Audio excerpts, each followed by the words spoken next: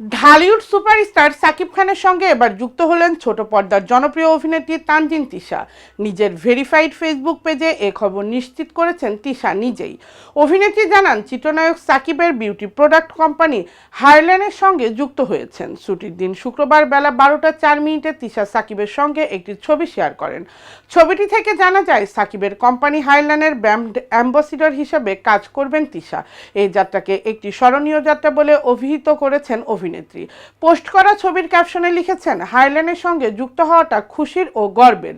আমি বিশ্বাস করি ক্রেতাদের সেরার তালিকায় 1 নম্বরে থাকবে হারল্যানের অথেন্টিক মেকআপ ও স্কিন কেয়ার প্রোডাক্ট। একই সঙ্গে তিশা সুখবর দিয়ে পোস্টে জানান, খুব শীঘ্রই তাকে হারল্যানের বিভিন্ন স্টোর ও আউটলেটে দেখা যাবে। এপার ওপার দুই বাংলায় সমান জনপ্রিয় অভিনেত্রী রাফিয়াত রশিদ মিথিলা। ওপার বাংলার মায়া সিনেমা দিয়ে অভিষেক হয় তার।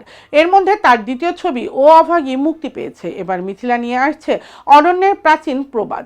ইতোমধ্যে ছবির টিজার মুক্তি পেয়েছে। ছবিটি প্রযোজনা করেছেন দুলাল দে। আগামী জুলাই মাসে সিনেমাটি মুক্তি পাবে। আনন্দবাজারের প্রতিবেদন সূত্র জানায়, সিনেমাটির গল্প এগিয়ে গোয়েন্দা অরণ্য চ্যাটার্জির কর্মকাণ্ড ঘিরে। এই গোয়েন্দা চরিত্রে আছেন জিতু কমল। সিনেমাটিতে জিতুর বিপরীতে আছেন মিথিলা। প্রথমবারের মতো জিতুর সঙ্গে মিথিলার জুটি। অরণ্যের প্রাচীন প্রবাদ ছবিতে নার্সের চরিত্রে মিথিলাকে দেখা যাবে।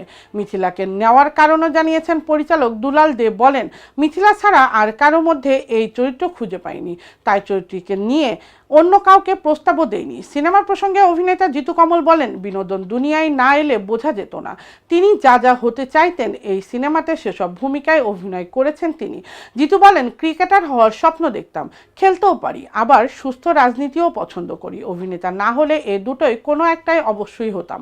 এখন দেখছি অভিনেতা হওয়ার অনেক সুবিধা আছে।